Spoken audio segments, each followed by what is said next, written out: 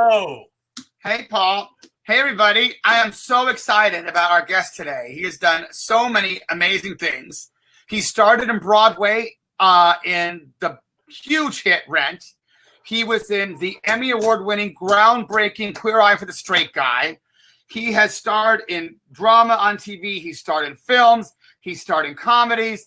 He has done his own cabaret show. You name it, he's done it. Our special guest is the sexiest Latin other than Paul. That's right. Jay Rodriguez. Hey, Jay. I kind of feel like Paul's pretty sexy though. So He's pretty sexy. Oh, right. Yeah, sure. Welcome to the show, Jay. How are you doing? Thank you. I'm doing well, holding up here at home. Yeah. You're in LA? I am in Los Angeles 14 years now, right around this month. Wow. Are you quarantining completely alone? I have a housemate, but it is kind of basically alone because we are almost like brothers, but we do function on our own timelines and kind of utilize the apartment to the best of like our ability in the sense that we used to have opposite hours. So we kind of try to keep like a nice balance between sharing communal space and also like having it feel our own. And I'm in my line of work, I'm often gone a lot. So yeah. That really is helpful to making it feel like we each have fair share in the communal spaces. Yeah. That's cool. Yeah. I don't know what's where I've talked to people, whether having a roommate or someone that you're not really close with and being locked up, or what I had to go through, which was I had no one here at all for months and I was going nuts, just being completely alone. Yeah. There's pros and cons to each scenario for sure. I agree. Yeah. And you have your fish. But I have my fish. I have a dog. I have a cat. Like, I feel like I'm pretty grounded. I think one of the best things that the quarantine brought me was just this, like, kind of, like leaning into the things that I enjoy that bring me happiness that maybe aren't the most, cool things by societal norms that, like, I enjoy, but that grounding. And in my isolation gave me a sense of purpose. That I think has been, I think everyone's looking for how can I make at-home life more full? And I think I've definitely gotten a balance on that. That's amazing. Yeah. Wait, you have a dog as well? And did you say a cat? I have a dog. I have a cat, 2 rescues.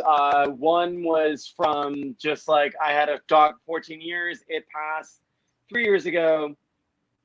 And I just don't ever go into like a rescue when you've just lost a pet because you're going to walk out with one, which is what I did.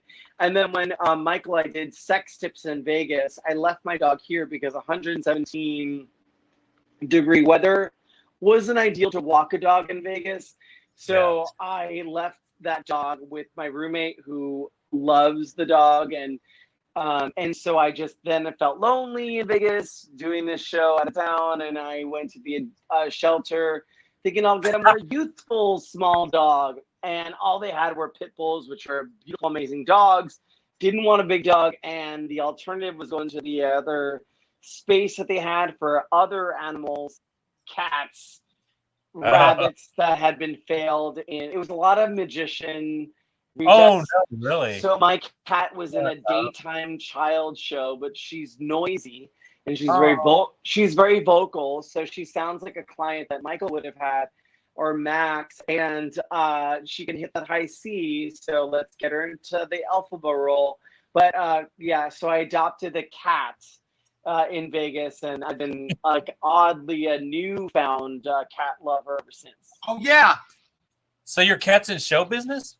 She used to be. I mean, I can't get her to perform around the house, but that's crazy. And your dog's not in show business? He's not, but like I guess his namesake is because he came with the name Rico, which I left because I'm Puerto Rican, and I was like, that name tracks.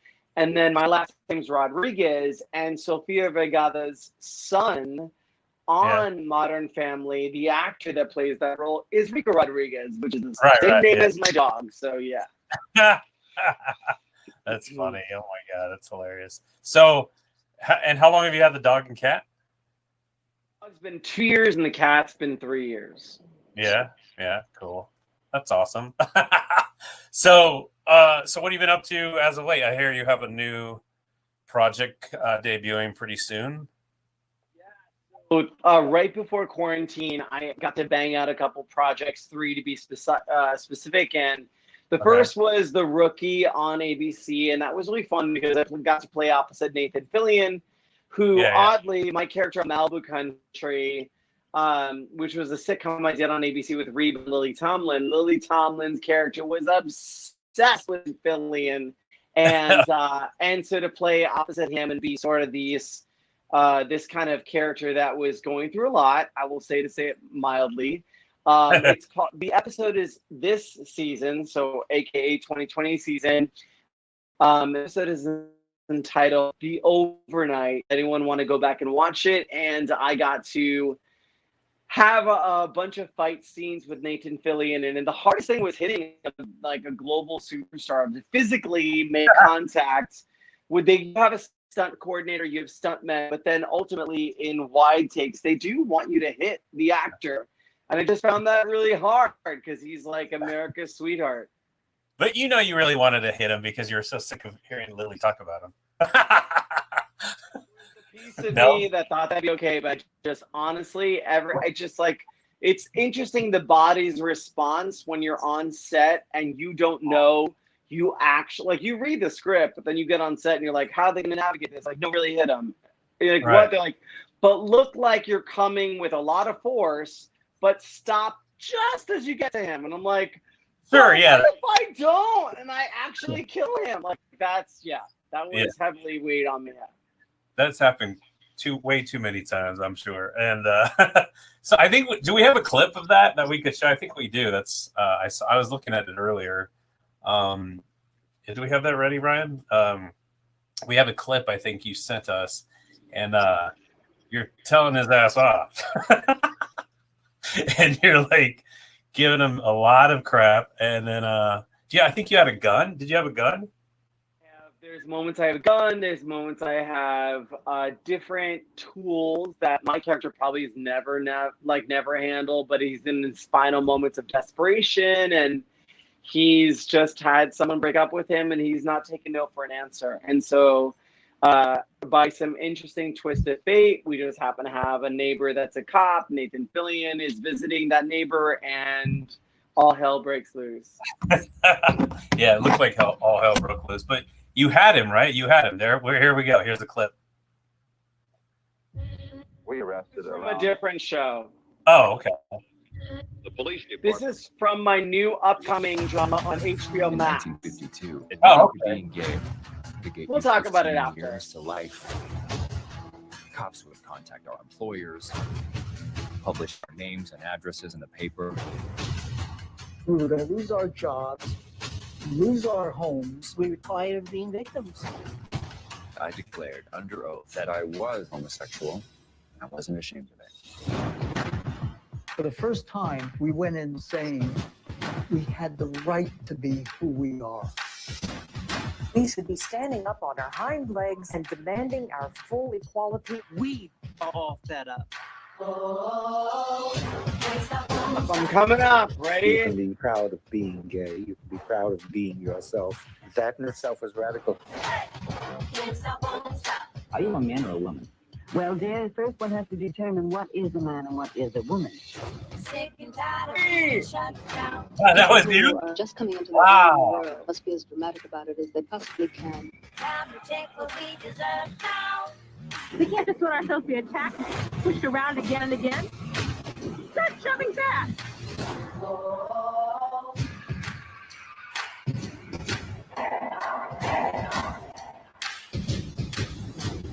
You can't force us into your boxes anymore. We're not going. What do you say?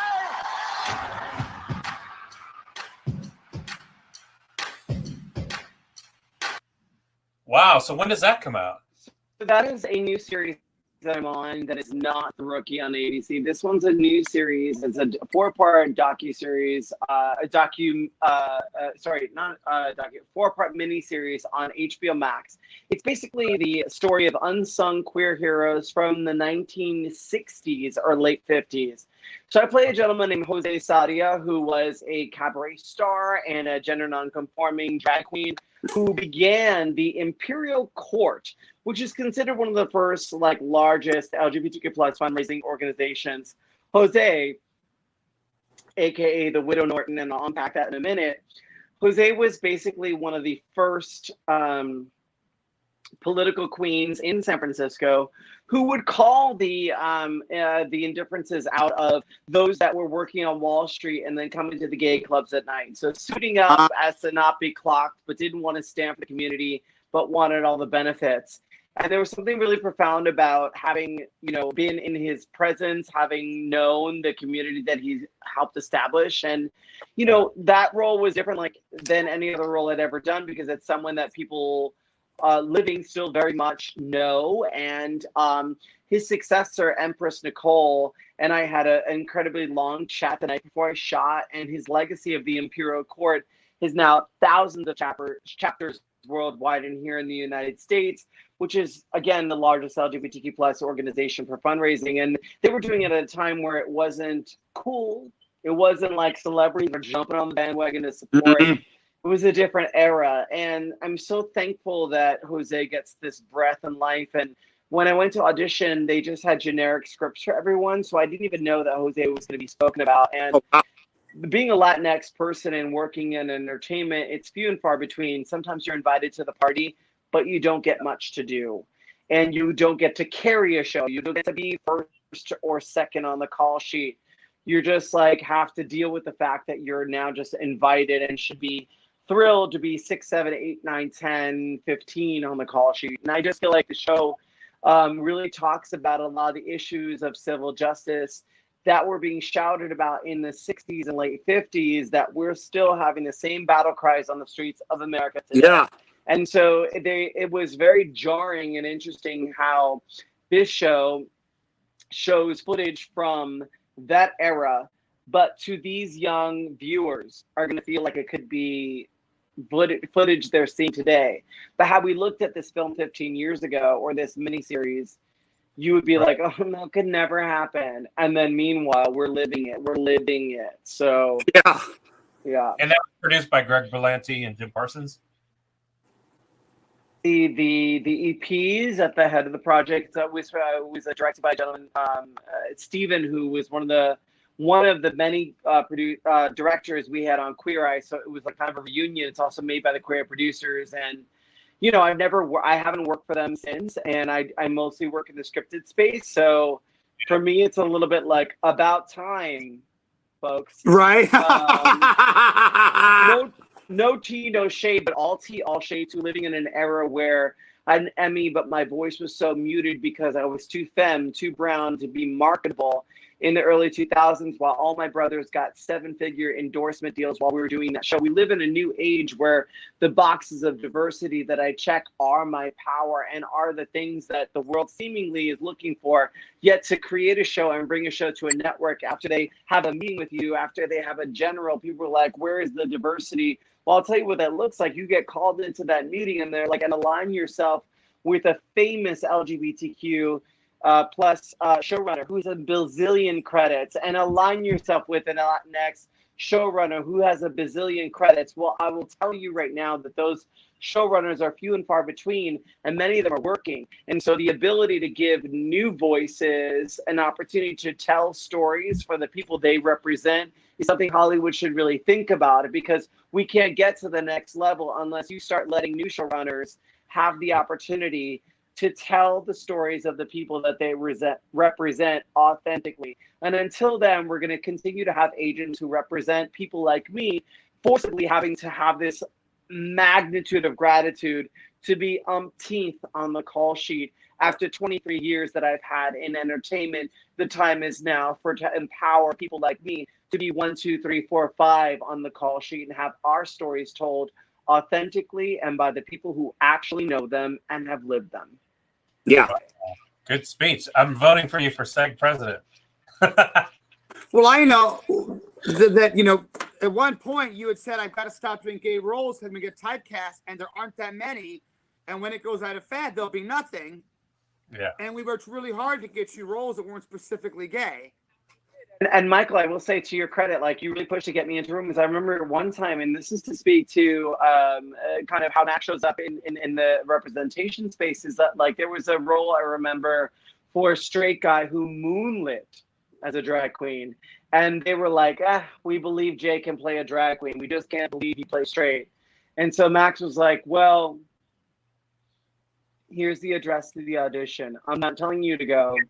I'm not telling you not to go. and I went and I showed up, and they were so gagged that I was there. They had no idea what to do but see me. And I booked the role. Yep. And that cut the sort of mid 2000s, you know, kind of like the 2015, 2010 kind of vibe that people had. Now it's people are pushing past that, but they can't get past their own casting bias. The truth is, Queer Eye was wonderful for me. I will always be OGQE, always. However, that was 17 years ago. The viewers in the 18 to 35 demographic, they don't remember that. So when it come on screen and I'm presenting a character authentically, they're not hearkening back to 23-year-old Jay in any way, shape, or form. And so I think it's a bigger impetus is to be able to tell stories that are queer and or, you know, straight stories. But my big issue is that we had to deal with stories that were caricatures. That's why no one wanted to be pigeonholed, because you weren't able to tell stories that had a fullness and the breadth that you want in the fullness of who we are. Yes, we might be gay. Yes, we choose to love men that feels right and in alignment with us and who we are. However, that doesn't define the fullness of what we are. And until those stories are told by the storytellers, I feel like there's a big miss there. Yet Hollywood keeps screaming to me at Generals, we want to tell these stories. The issue becomes, but only by those people who have an incredible pedigree. And you can't get that pedigree until you have the pedigree. Right. And it becomes this never-ending circle. So I'm thankful that we have played a bunch of straight characters in cinema, but I don't wake up like Meryl Streep. I don't wake up every morning thinking I need to play a character that's attracted to something I'm not attracted to just to define my existence as an actor or to elevate it. I don't believe that to be true. I think the storytelling needs to be more expansive, where who you love has nothing to do with the character who has deeper, more pressing issues to convey to the audience in that moment. Yeah. Well, there's another funny story, the opposite, where you literally were like, no gay roles, and you went in to play a thug rapper. And what happened? Curious because it was 4:30 on a Friday in the Valley. And I got sent in and I looked around and I was like, this is more urban than I probably should be called in for. And out of my frustration, I was like, the biggest I can give to the man is by making this character Puerto Rican from New York, but a total queen who will cut you if you say the wrong thing. And sit with that bitch. And something about that really tracked with the writers because they hadn't seen it played that way. They changed the name of that role, the spelling of the character. I had a screen test with the lead actress, which is the famous country singer named Reba, which everyone knows. And we had a dynamic connection. And what I thought was on the page, I thought could use a little help to give who I already knew from the outside something to play with. And also I thought it would amplify the visibility that they were searching for and ground it in a level of depth that wasn't on the page. They were just, in my opinion, in the early drafts, just having ethnic to have ethnic. Yeah. There wasn't much about him. So my decision was to deeply root him in something I knew.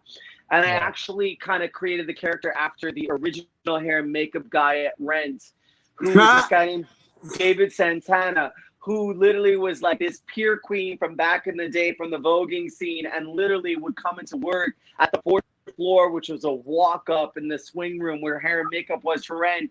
And he would come in with all these bags and like a parka and be like, "Oi, Jay, what? I've been slaving over a stove all day." And I was like, "What stove would that be, David?" And he was like, "Jay, the stove of life."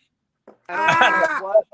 And he would have my opening night on Broadway. I had done Rent for a year in Canada, in Toronto, opened the first international company. He was painting me, and I was looking so pretty. And my makeup guy in Canada was a wig master who'd never done makeup, and so my makeup was always wonky, even by his own definition.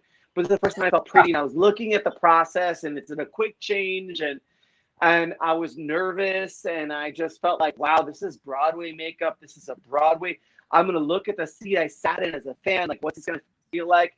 And he's like, "You don't worry about it. You go out there and you give them face, attitude, and drama, puppy." The three threes. He couldn't figure out what face, attitude, and drama meant, but he said it so poetically that he was like, "You're going to get face, attitude, and drama. The three threes." And it was like he had all these like isms that were based in nothing but like based on the Sophia Petrillo kind of old world. It doesn't matter if the story is true or not. The language I'm telling it to you in is what's going to speak to you and empower you. And I never forgot him or like what he instilled in me. And so all I could think of was how deeply that made me chuckle, and how so many of his isms have served me as a grown-up now. And I just tried to pay tribute to him the best I could. That's hilarious. That's excellent. That's a great story. So you went and you booked that one too, yeah. Oh yeah. I definitely booked that one. That was a big hurdle because it was like, you know, you can win an Emmy for doing the first the global phenomenon, which was Queer Eye, and you can do all these guest stars. You can have this big Broadway category, and then when you get your first series regular, after every blog and publication writes about you successfully transitioning to scripted world, they're still going to push back on the money. And honestly, had it not been for Max, like I remember him saying to me, and this I remember this now. I remember this story because I shit bricks, and I'm sorry, I don't know if we're allowed to curse here, but you're allowed to curse. It's YouTube. Okay, great. Okay, cool. I remember shitting bricks because, you know, when you're an actor, it's really tricky to navigate your financial worth because so often you're told that you should just take whatever comes because what comes is so few and far between. And then I remember we were working together, and I think I was booking so much, and the scope of it was so against what Max was being told I could play, and we were just defying stereotype after stereotype, and the work was coming in. And then when they booked me on this, they lowballed me, and I remember Max saying, we're off from where I think we should be. Yeah. And it wasn't what you were worth. Yes. And it wasn't what you were worth. And to put that in perspective, it was substantially 5,000 more an episode that Max thought I was worth, that I thought I was worth, but didn't have the courage. Other people were getting. The thing is, of course, other people who, okay, maybe they've done one or they did 5 pilots that didn't go. Why does that mean they're worth more? And as an actor, you don't have that information. And so he literally, I remember I drove there. Now you're in the look that you know they like you to be in to give a nod to the character. You're in this big, you know, network space, and you park your car, you valet it, they give you the thing, you go up. Now you're testing for studio. And when you test for studio, there are, I don't know, like maybe, is it usually 4 at that time? Usually 4 people? Or is it 6 or something? 4. So there's well, sometimes it's 3. Between yeah, so 3 and it 5 was usually. Got it. So it was 3 other people, so 4 of us total. Oh, you mean against and they're you?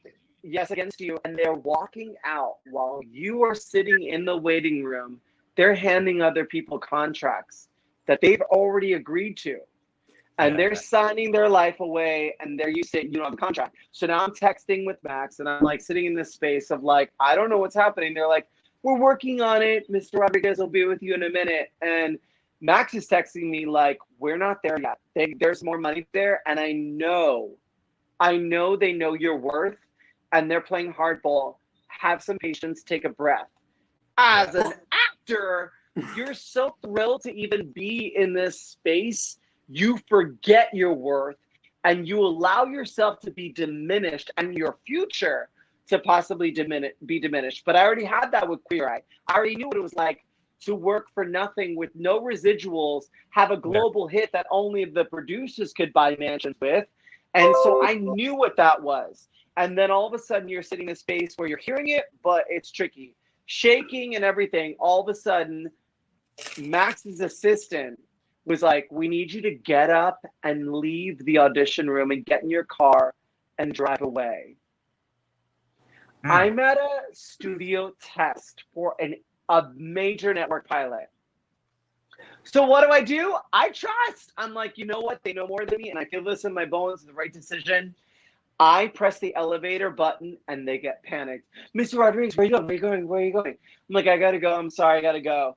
I leave. I sit in my car, I drive around the block, and 15 minutes later, Max calls me. He's like, you're fine. I knew they had the money. They came up. Because why? They said, Jay seems like he's fine working for this. Oh, yeah, that was he's sitting here. He's waiting. I said, but that we're working on good forever faith. Changed me. But that changed me, Max. Like, to be real, that changed me. If I think about the 7-figure deals that every Queer Eye guy got but me, when I think about the global impact of so many countries around the world that still see Queer Eye, and I get not a dime from it, it changed me forever to understand that there is a delicate balance between being pushy and knowing your worth and claiming it. And I think that was the biggest takeaway and one of the most profound career-changing moments ever was literally Max saying, no, he's not fine with it and he's leaving.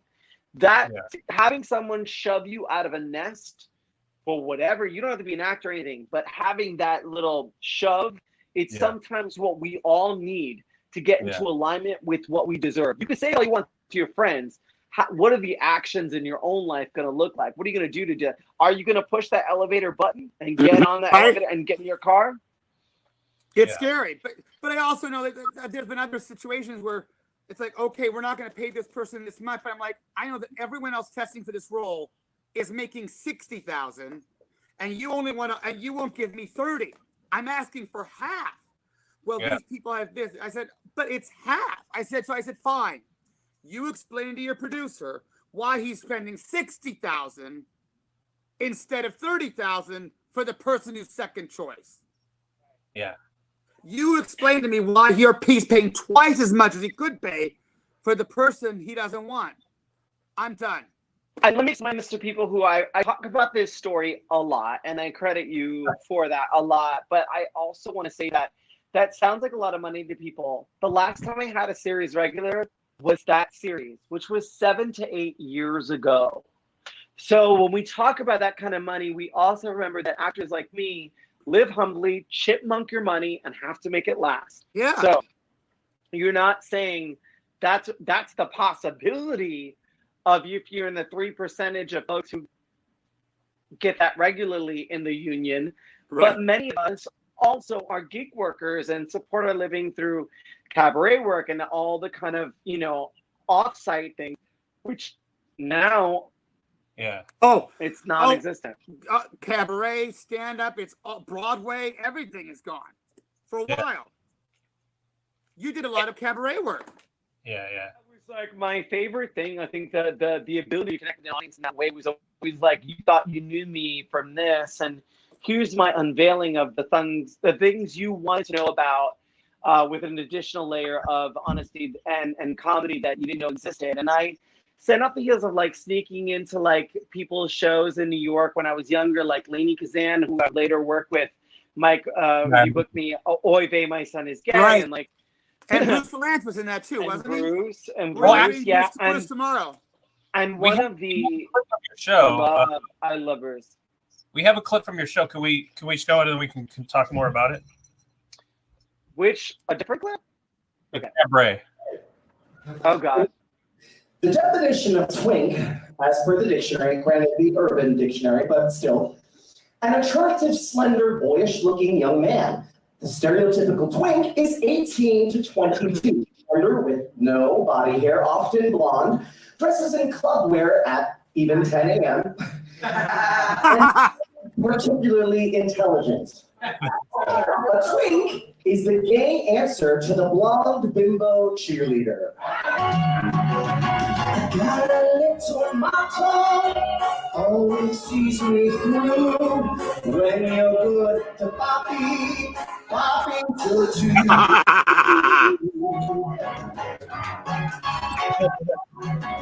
There's a lot of favors I am able to do.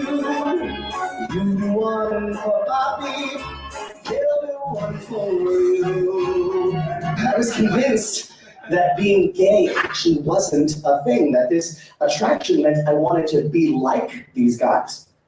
And specifically, the guys I wanted to be like were all featured in like the JCPenney's men's underwear section of their catalog. So I took out those pages and saved them for research. So I dealt with the situation the best way any 15, 16-year-old born-again Christian kid with a strong fear of God would.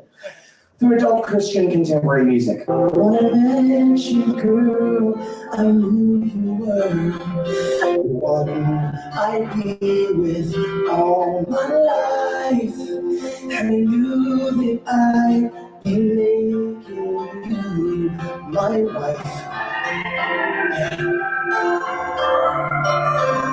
So I hope you'll understand my love when I sing you this refrain.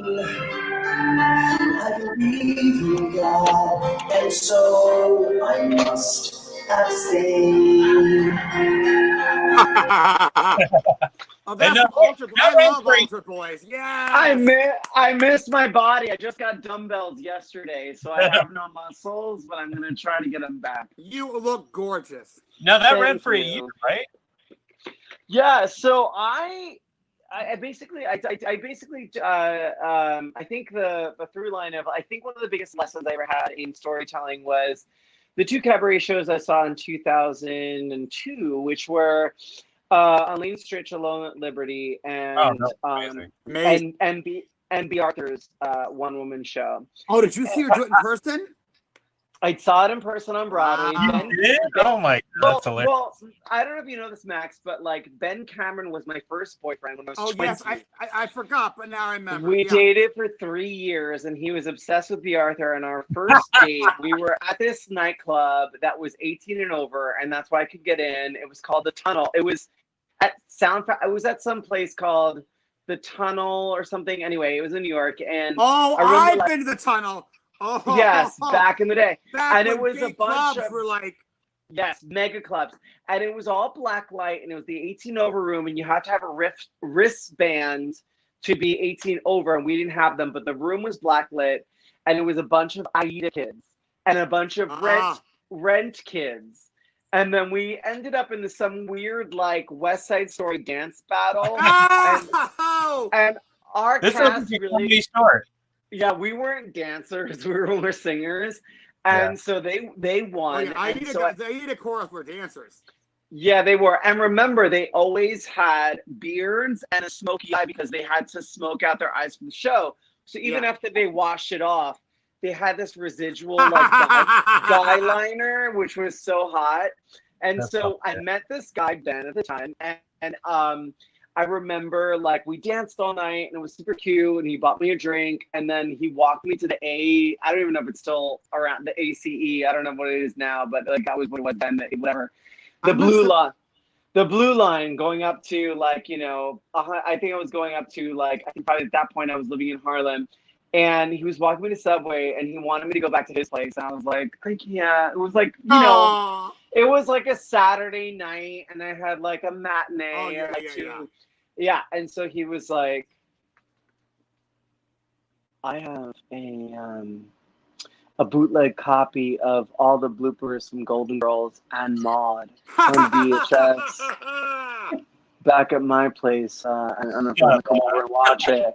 And I was literally like, this is the beginning of a beautiful relationship. And I went over that night, and I basically never left for 3 years until literally like a couple months before getting Queer Eye, we broke up. And the funny thing is, he was in my like live. I did a big show for the Actors Fund, which was like, you know, Rosie Perez played my mom, and Carson played the moment I got into Queer Eye. And it was like this narrative when I was 25 of like my life at that point. And he did a cabaret show about what it felt like to be in a relationship that ended right before someone gets a superstardom. Because although he, in my opinion, was the reason why things had to end, he then got the ultimate like karma by a massive Queer Eye poster being posted directly outside of the stage door of Wicked. Oh my God! So we had to look at you every day. And the song that went with that was "There are giants in the sky." There are terrible giants in the sky. Yeah, and that was his version of it. Yeah, amazing. That's funny. Yeah, and I like it's funny because he actually he was visiting last year, 2019, and we got this opportunity to connect, and he stayed over, and it's just like I always say this, I feel like if you are an LGBTQ plus person and maybe you don't have the best connection to your biological family, I think we strongly develop, and theater people we make our own family, and theater people make your family. We make our own family, and I don't care if I've been inside of you or you've been inside of me, none of that matters. Because the years go by, and I don't believe in throwing the baby out with the bathwater. And when Ben and I pick up, it's literally like no time has passed at all. And like the primal pieces of like who I am, he is the most in touch with. And it was just so bizarre to see how 2 decades could have gone by, and yet our connection is so profound. And remember, at the time, I was the Emmy Award-winning host. And now he's one of the biggest Broadway hosts that there is in New York. And I couldn't be more proud of him. In the same space I sat in, you know, back in the early 2000s, where I was just so proud of him. And I just think he's a star. And I think that so often in the theater community, the family that we create, yes, my heart breaks for those communities. Max, you know this. It's like, even if it's just that one open mic night you go to, even if it's just that one show you go to, become a family. Because oftentimes family is defined how we decided to be defined. And the absence of that is hard on a lot of people right now. It just is, you know. Let's go back to, you were just talking about that relationship and how you got Queer Eye. How did that happen? I mean, did you know going into that situation where you're like, what is this? Like, what am I auditioning for? Like, no.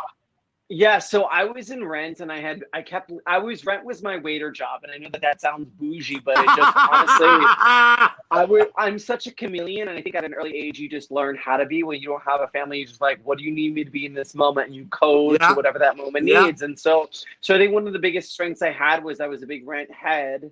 And then I got the show, and I knew how to adapt and embody the character, whether that was playing the homeless man and Mr. Jefferson, aka the male Seasons of Love soloist, which you wouldn't think to put someone like me into that position, but I could carry that role to fill. Like, I was good. That was one of my favorite tracks to play. And it wouldn't be something that you would think the first cover Angel or the Angel would play. What happened was I played Angel for a year in Canada, got moved to Broadway to understudy Wilson Cruz. They brought in Jose Lana, who I think lasted 3 or 4 months, and then he left, and then I replaced him, making myself the youngest person ever cast in a leading role in Rent on Broadway at 19. And I played that role until Wilson Heredia, the original, came back to relearn the show so he could get it back in his body so he could do the movie. So for 6 months, with so many pieces of what I did, he was inspired by it. And I think that's a beautiful lesson to people who come in as replacements. And if you want to adopt the Sutton Foster mentality, like do so. The idea that you're a standby or a swing or an understudy does not diminish your ability to what you can bring to the role that you haven't seen presented before. It doesn't make you less than at all. Stop thinking if you see a show and there's a swing on or an understudy that you're not getting the best. Sometimes they're better. It is agreed, Max. I think it's fundamentally sometimes it's so much better. And what you're not getting sometimes with the person that does it 8 shows a week is the person who's been dreaming and fighting for this opportunity forever. They're not tired. Fire. Agreed. Yeah. Or they didn't get it only because they have a big Instagram following. I was just pissed when Patty Lupone didn't show up for her 3rd show in I used to back in the day call it. I was like, what the fuck is this? So young woman who played my best friend in my cabaret show they talked about, which was called Exposed, about the story of my life, was Shoshana Bean. And at that time, no one knew who she was. I remember that it was we did this feature for it wasn't Us Weekly. I can't remember the name of the magazine. It was like whatever. It was like a very famous tabloid magazine that's still on the shelves today. Like a good one, like Us Weekly, People, one of those. And they were like, we want you with one of your besties. And all I could think was, who can I appraise in this moment? And it was Shoshana. And we did a 6-page spread of pictures of us hanging out because she had just transitioned into the role of Elphaba after having gone on for Adina a bunch. And I just knew that she was someone that needed that exposure. In fact, that my big cabaret show at the nightclub Excel, she replaced me in that role. And when I go to her live show, she always gives me a shout out about that. But there are people who don't get the moment because of and the way things lean, and it has nothing to do with talent. And it's true. Yeah. So getting back to Queer Eye, when you found out about that, how did that come about? I was a little. I was doing, because I'm a lot like Celine Dion. I test my material out of the country first, like Margaret Cho says. I was in Puerto Vallarta workshopping my cabaret show. It was like, I think right around Christmas, New Year's, and the producers called me and they put me on speakerphone. And as Max will tell you, that you know if it's a speakerphone call, you book something. And they were like, we're bringing Queer Eye back. And every stupid Puerto Rican Italian from Long Island part of me crept up. They didn't even take a breath. And I was like, oh my God, this is amazing. Because honestly, like now in my 30s, I feel like I have so much more to offer. When I was 23, and I was verbal diarrhea. And then they said, with a brand new, exciting dynamic cast. Yeah, I remember. And I was gutted because I was like, I don't get residuals. Yeah. I am now in the space where I have had the life experience to contribute more than I ever could at 23. And they're not including me to what I helped build. Now, listen, in the early 2000s, and I'll show you just to highlight my point. In the early 2000s, there was a kind of gay that was okay.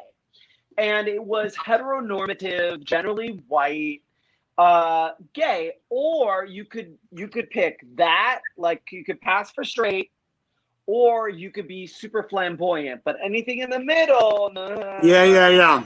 So this is a picture of me and on Vanity Fair. They put me in, this is a magazine, so it folds in half. This is me here. They didn't have a shirt that fit me, so they made me go shirtless. I didn't have the best body. But you had to pull the magazine open to see me. I was in the fold. Everyone's white. It was the gay explosion, but it was L Word, Queer as Folk, Boy Meets Boy, which was the first gay dating show, and Will and Grace, and everyone was white, and the and you had a staple in your ad. Yeah, and there was 3 setups, and everyone on Queer Eye got to be in 2 except for me. And when I got on set for the last setup, this one, the Cat on the Hot Tin Roof theme, he saw me in person. He's like, "Oh wow, you're attractive. I would have put you into more setups." But he had storyboarded it based on images the network sent him. And I was beholden to that. So I got the least coverage. It is an entirely white cast, except for me and Jennifer Beals, who's biracial. And it was literally just like this era in which I was repeatedly told I was unmarketable. I wasn't. It's like when Sofia Vergara was asked to dye her hair black for Modern Family. Mhm. You're more palatable if we understand what you are. Well, why is what I am so confusing to understand? Right. I'm bringing the just me, you know, and authenticity, yeah, authenticity. and that, Well, also and when that she is, and that's wow, shocking, and that's working for people. Why are we? But I had one of the highest Q ratings on Queer Eye. Carson and I had the highest Q ratings during that time, and so anyway. But I think what I learned about that time was these decisions are man-made; they're not societal, and it's up to all of us to tell our own stories loud and proudly. And we say that all the time, but like, no, really, we should. Because at the end of the day, the shows that get made, bought, the jokes you laugh at are the ones that you feel are most grounded in truth. Right. But when you first got with the first audition for the first series, how did you hear about that? And was that something that you That's knew? so hilarious. It was literally floating around the agency. I was at Abrams Artists at the time, and then I guess there was a gay agent, and his friends were teasing him he should go in for it. He didn't rep me. At the time I got Queer Eye, I was still represented by the children's agent. Oh my gosh. Because I was still playing teenagers. Yeah. So Xanadone, high school. Oh, And Xanadone so- was amazing. That's a Yeah, magical show. And That we're was a actually magical show. And speaking of which, we're actually reuniting. And I handled half that cast. I handled Jared Zeus, Amanda Ryan Page. Wasn't Amanda Ryan Page in that? She is, and she used to babysit my dogs when I would travel for Queer Eye. And because the reunion, because Queer Eye is reuniting next week to shoot a special, I reached out to the producers and Tim Aceto, who wrote the show, and I said, "Hey, do you have any footage?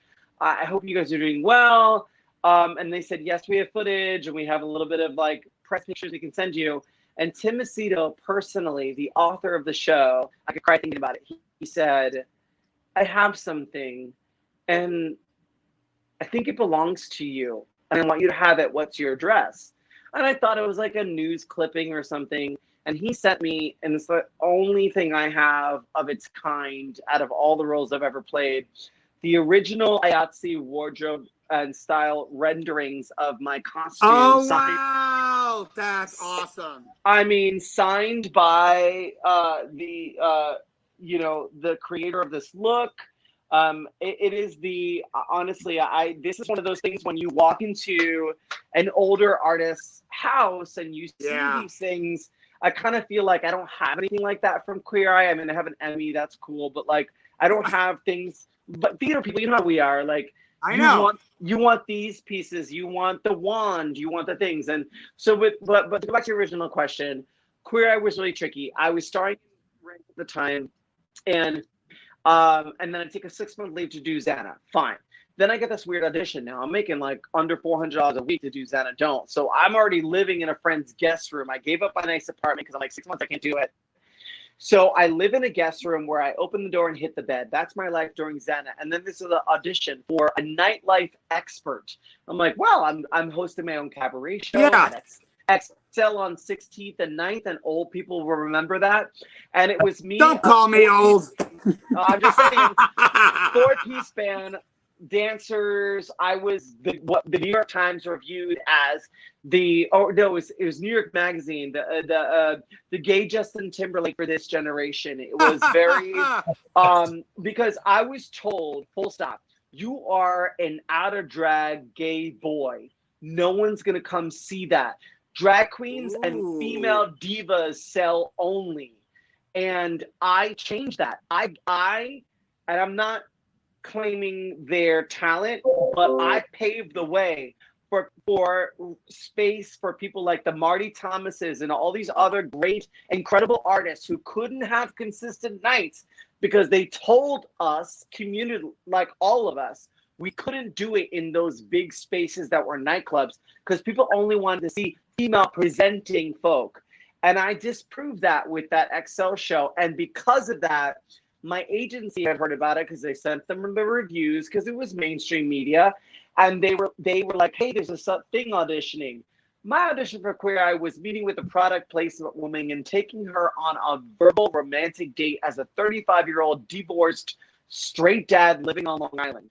That was my audition, verbally. The next day I had a callback. NBC, Bravo, big boardroom, a brightly dressed blonde guy to my right and a gay Buddy Holly to my left, Carson and Ted.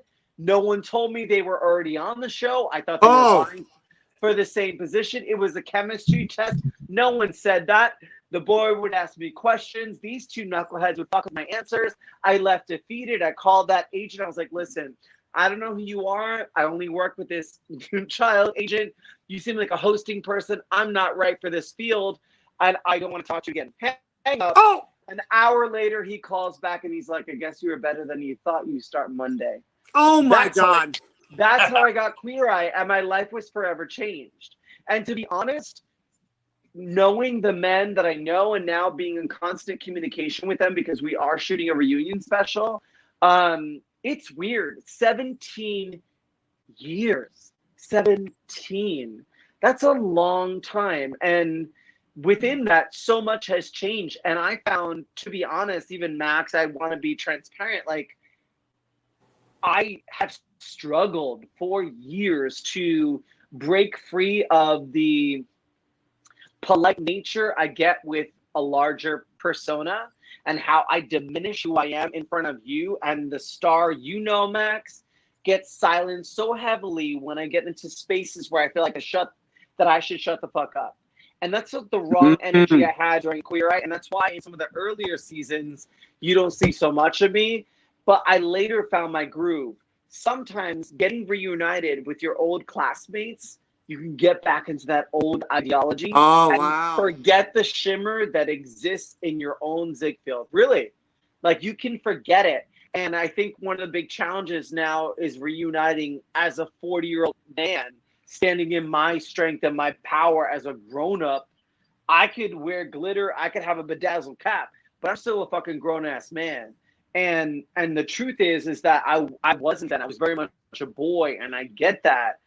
But that experience has touched people around the world for generations and continues to, because it still airs live in many countries, that I owe it to at least them to speak my truth into power and be my most authentic self and find my voice in even the most trickiest of circumstances. Yeah. But even now with comedians, I've heard bookers say, only one gay comedian, unless it's a gay show, only one gay comedian in a night or in a week. The big joke with gay comedians is you can hire us when it's not Gay Pride Month. We can work on months. Because and the truth is, like, funny is funny. Yep. If you can capture a crowd, they really don't care who do you go to bed with. The booker cares. But the truth is, funny is funny is funny is funny. Entertaining is entertaining is entertaining is entertaining. Yep. Yeah. Yeah, totally. Well, so we'll go back to Xana Dome for 1 second, because a lot of people don't know the show. It was like a magical time.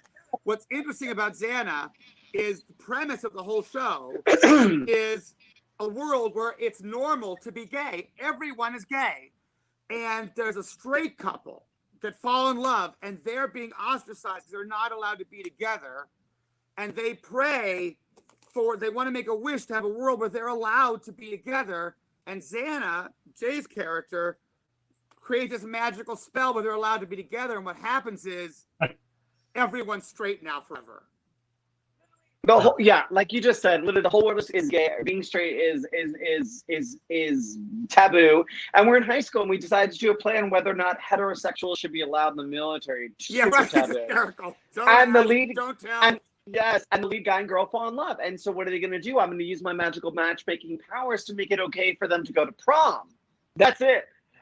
But casting that spell could make me not have powers anymore. I cast the spell because I'm a good-hearted person. I show up at prom, and the colorful show as we know it turns entirely to black and white, and I show out bedazzled to fuck and just glittery and gorgeous and super non-binary. One of the lyrics in my songs, the 11 o'clock number, which happens right after that moment, is called Someday You Might Love Me. And I say the words which now have a label. They say, my character says, I'm man, woman, gay, straight, all things in between. I leave no one out. How much more encompassing can you get in that lyric in 2003? Now we have a label. I was always called, like, Ben Brantley labeled my character she during all his reviews of the show. Yes, and I guess now we would probably say they, but we can say she, whatever. But the truth is that every piece of that show was tipping the needle forward to folks who've never been seen. And I can't even tell you how many times I've been in spaces where I thought someone recognized me for Queer Eye, and they were like, "Oh my God, I love you," and I don't. It's a special show. But that will make you. I'm both. I know. I'm yes. biannual. You're all things in between. I'm a they. But you know those moments that give you emotional pause where you're not ready for them, and they hit you in a way where you realize your work, it's more than work, and it hits you in that place where you're not ready for it, right? And like the emotions come. Because I remember being in a Starbucks in Seattle, and I was like, with this guy I was dating, and we were in Seattle. I was doing a pride thing, and we're at Starbucks, and this woman who was the barista, and she was like, "Oh my God, you're Jay Rodriguez." And I was like, "Yeah." And I think he's thinking Queer Eye. And she's literally burst into tears, and she was wiping her tears, and she was like, "Your show saved my life." And I thought it was oh my Queer God. Eye.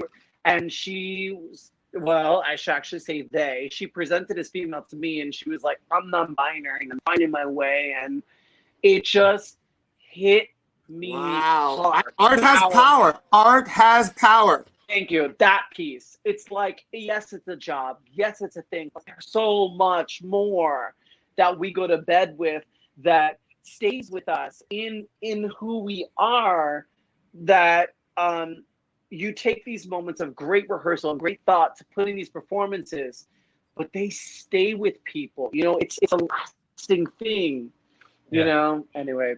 And what's scary now is the arts are really, there's no live performance and theaters have been closed for months. It's in danger.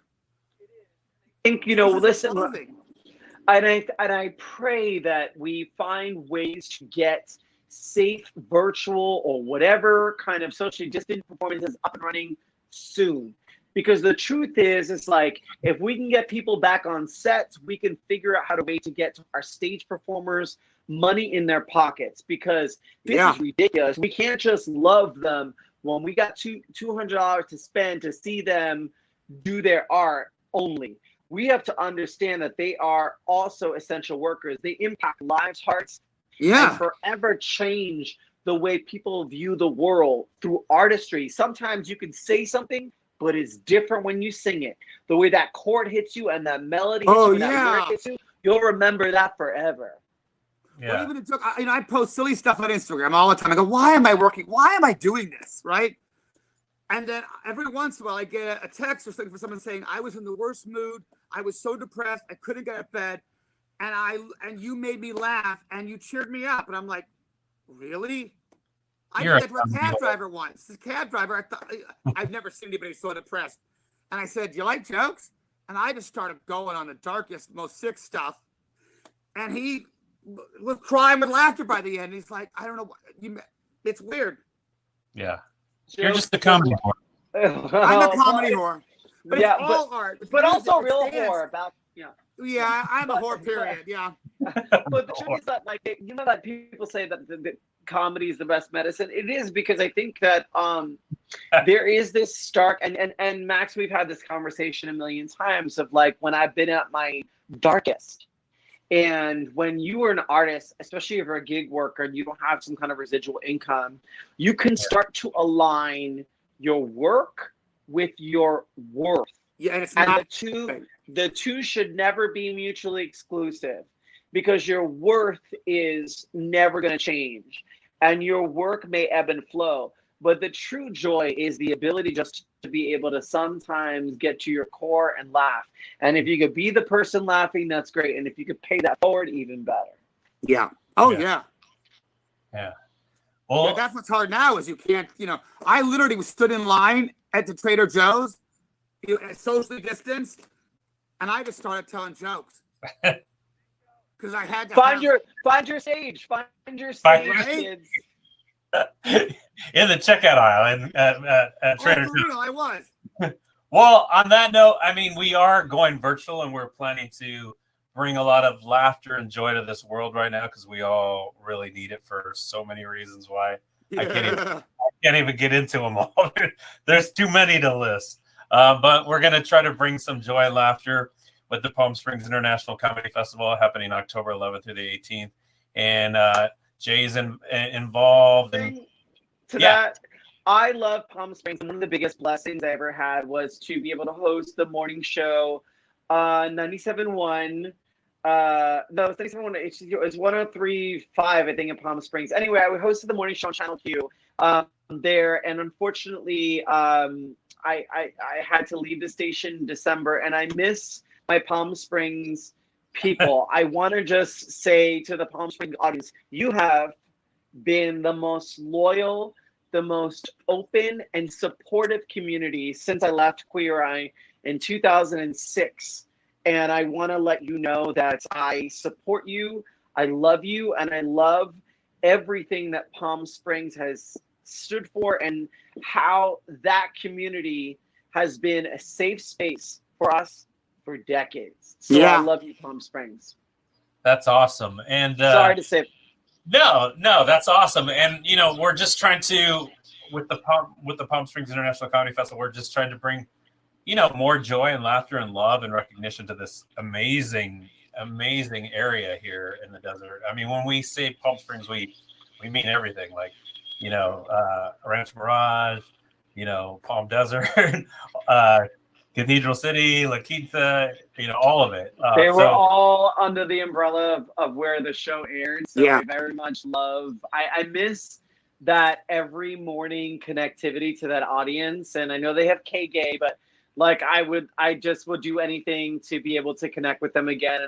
And I'm sad that I'm no longer able to connect with them in that way. But that Palm Springs audience is a special place. I think, you know, the LGBTQ plus community can sometimes have a tendency to be ageist. And I think that being ageist is literally degrading and hatred upon your future self. And I just feel like there should be no space for that in our community, because we should revere those who came before us, because our rights as we know them now are at risk, but they were even more sparse in the decades that those who fought for them so bravely did. And we have the liberties that we have now because of so many of those older folks. And not to say that everybody in Palm Springs are people over a certain age, because, you know, I'm trying to move there any minute. But I know that's the stigma attached to Palm Springs, but I think it's actually their blessing, because with that amount of years, there's a lot of knowledge and there's a lot of truth that I've had sitting at a bar. I'm just being schooled by people who know this world and the road I'm on better than anyone could have taught me are the conversations I have with folks in Palm Springs. So they'll forever have a piece in my heart. But there is ages. I have a joke where I'm a gay man over 50, which means I have magical powers. When I walk into a gay club, I become invisible. I'm just now a daddy, which is so interesting. You are just gorgeous. My God. Also, can I show you my aquarium real quick? Because yes, we have to talk about the fish. Okay. So I have this. I built a divided aquarium. That's my shrimp. That's Wilbur. I don't know if you can make him Wilbur the shrimp. That sounds like a TV show. I know. So this is my little, it's a 20-gallon long divided aquarium, and there's betta fish and there's snails, and it's become a little hobby here in quarantine. I just decided I wanted to plant an aquarium. And so you have beautiful betta fish like this guy and this guy here. But, you know, just my little hobby. A little crazy. And where's your dog? I do. Well, you have a TV of full fish too, right? Don't you have a TV? Yeah, let's go see the TV. So the TV is a 1950s television. It's got 2 angelfish in it. I don't know if you're trying to make out your framing and mine. Okay. 2 angelfish in it and a bunch of glowfish, which were my starter fish, a couple of neon, some catfish, and all the plants you see, everything green is living. So it's not nothing. It's all real. Okay. It's all, I mean, travel in there, some substrate you can grow life.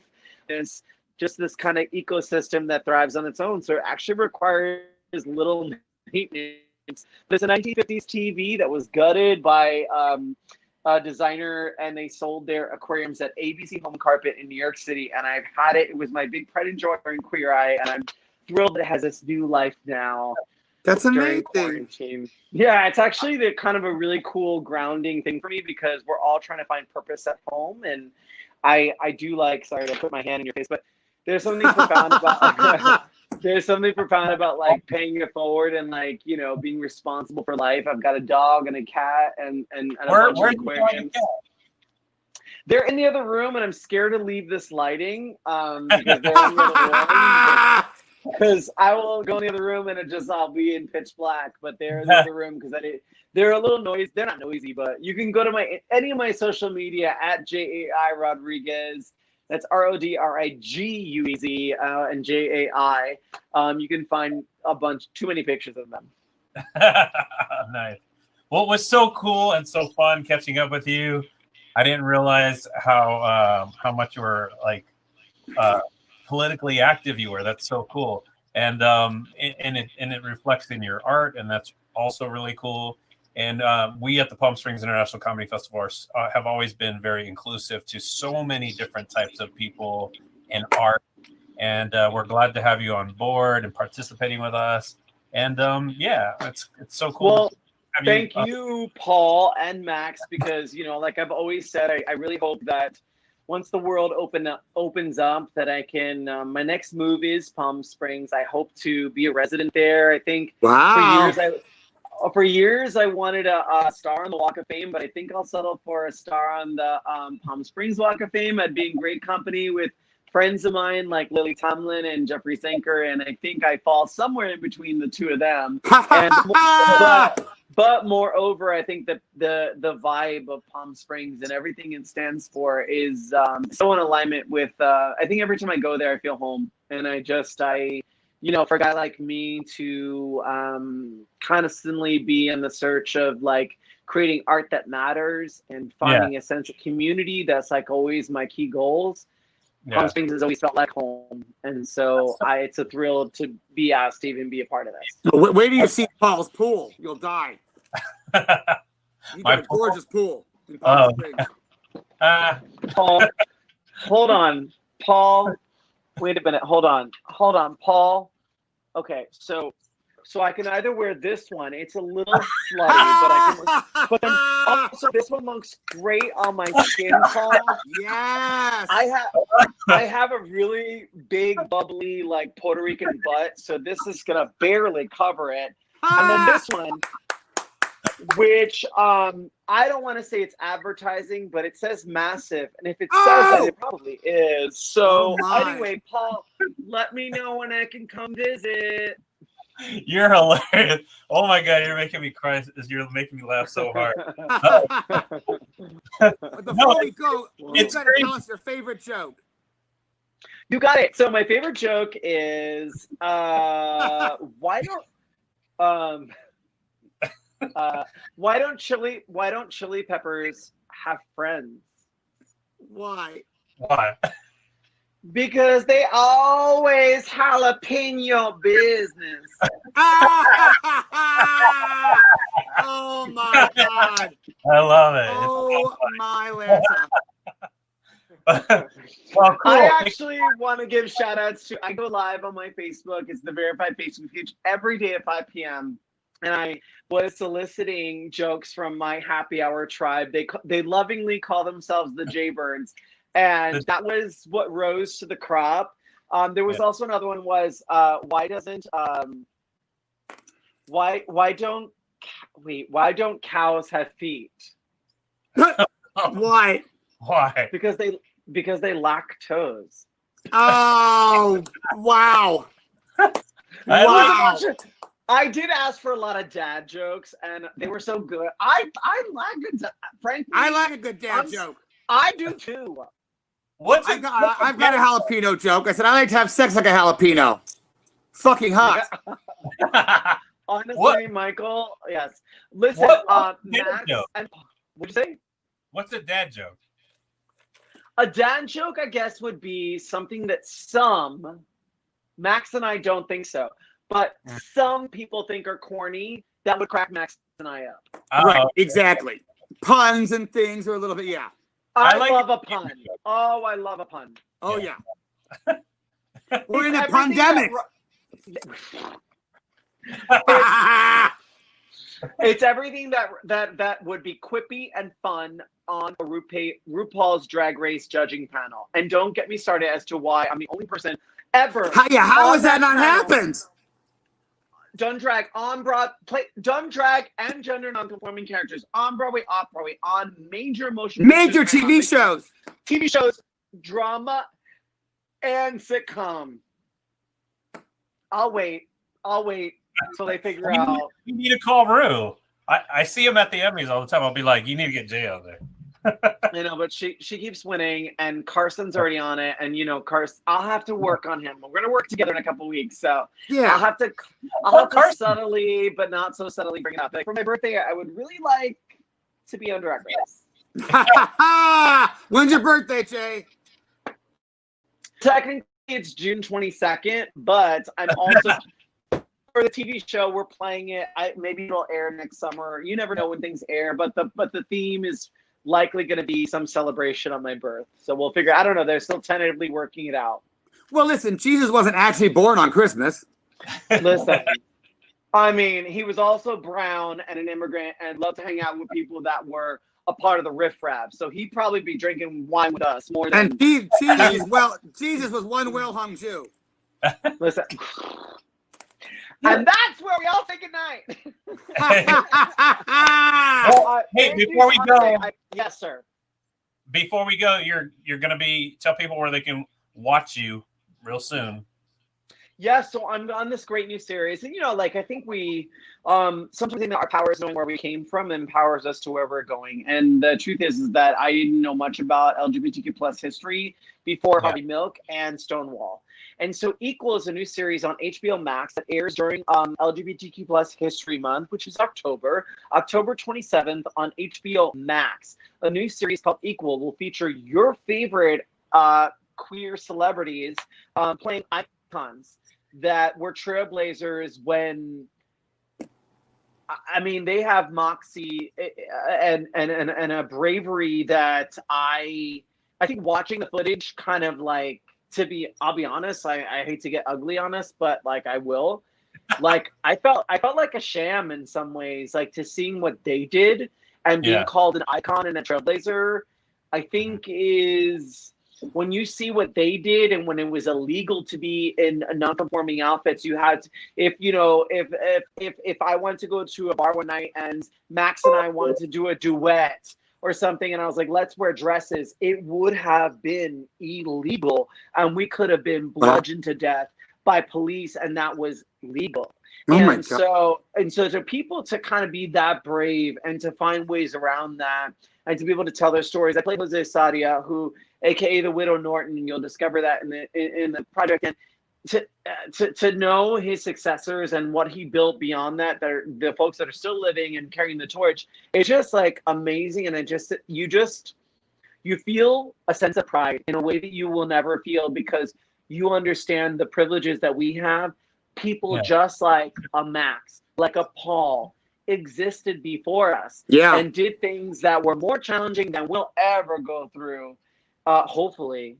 Right. Who knows? Yeah.